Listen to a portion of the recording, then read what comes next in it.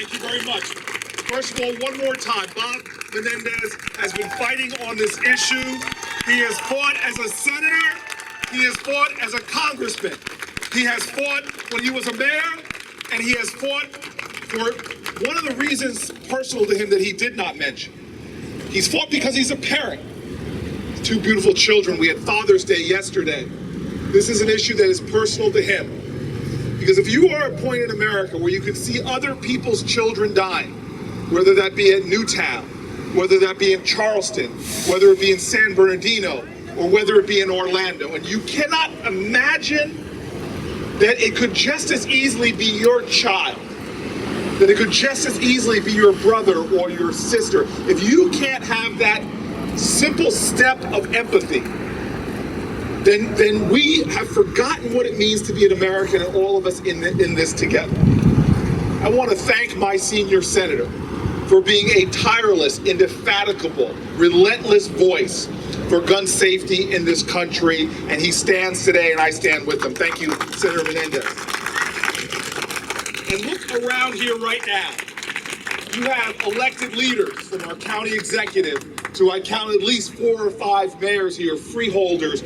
We are all gathered here together, standing with activists, standing with leaders who have been fighting on this issue. Not just when there is a mass shooting. Please understand, every hour of every day in this country, we are losing American citizen after American citizen to the horror of gun violence. Yes, there are moments which capture the media's attention where we lose dozens of our brothers and sisters in mass shootings.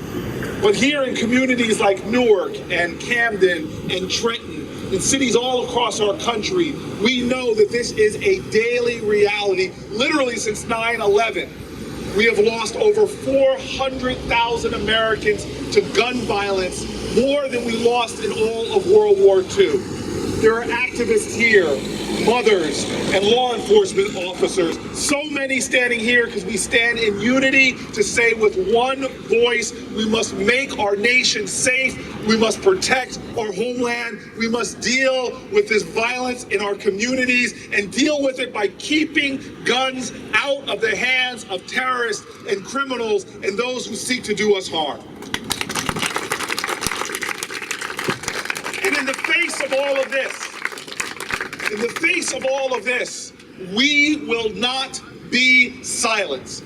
It is said that the only thing necessary for evil to be triumphant is for good people to do nothing. Well, today we stand as good people, committed to doing the very essence of what our nation was formed for, the common defense, for domestic tranquility. We as Americans put first and foremost as a part of our vision for this country, safety and security of our homeland. And to have such gaping loopholes where criminals and terrorists, people who can't even get on a plane to fly, but yet can still go to a gun show or go to the internet and buy weapons with such ease and turn them on their fellow Americans.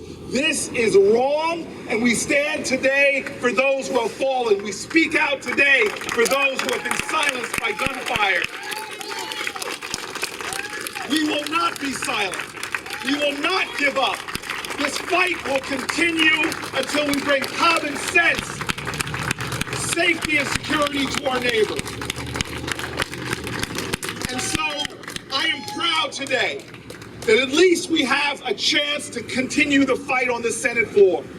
I'm grateful for my senior senator and other colleagues who stood up when we got together in our caucus and said, how can we in the Senate, after the worst mass shooting in our country's history, where our fellow Americans gathered together to celebrate their authenticity, to celebrate their truth, face the vicious, hateful, terroristic acts of an individual?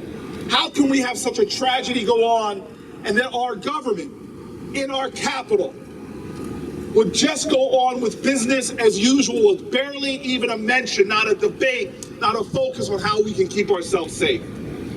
I'm proud that we Democrats stood together and said, no, there will not be business as usual. Enough is enough. We will fight. We will stand for 10, 15 hours if necessary until we get a vote on common sense gun safety in the Senate. So Senator Menendez said it right. What we're asking for is not extreme or radical. There are so many things that I believe we should be doing, from the assault weapons ban to even just allowing research to be done on gun safety, all things banned by activist organizations like the NRA. All things that are now law of this land, bans on research, assault weapons in our communities. But what we're pushing for today in the Senate is not radical. We're pushing for two basic concepts. First and foremost, we are pushing to close the terrorist loophole. We in this nation are at war with terrorism. We have been investing billions and billions of our dollars overseas and here at home to keep ourselves safe. We in New Jersey know, standing in the shadow of the World Trade Center, that this war is real. It's taken lives.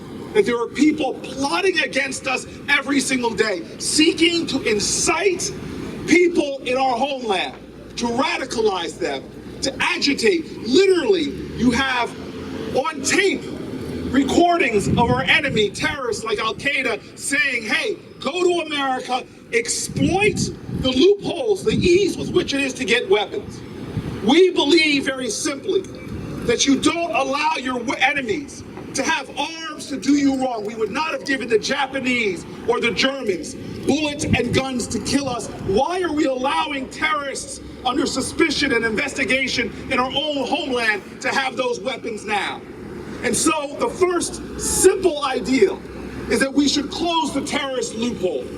That we should make sure that if you are a suspected terrorist, that if you're on the no-fly list, that you should not have access to these weapons. And then the second thing is, if you are to do that and take that action, you've got to do it universally.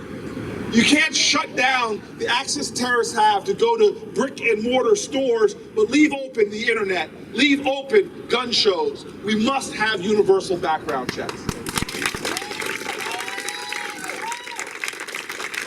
And when I say this isn't radical, please understand,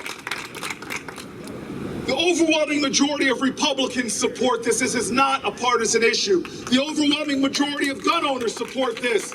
This is not about gun owners versus non-gun owners. And the overwhelming representatives and members of the NRA believe in this.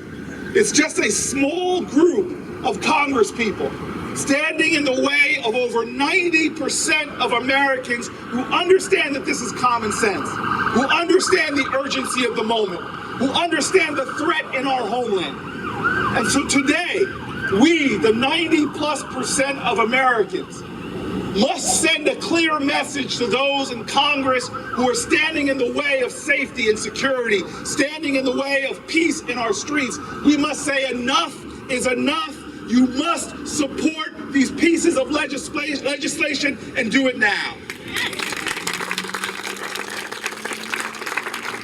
And I want to say finally, and Senator Menendez knows this fight is not going to be an easy one. It won't be quick either. If we lose these two amendments, it's not a time to surrender to cynicism. It's not a time to get frustrated and give up.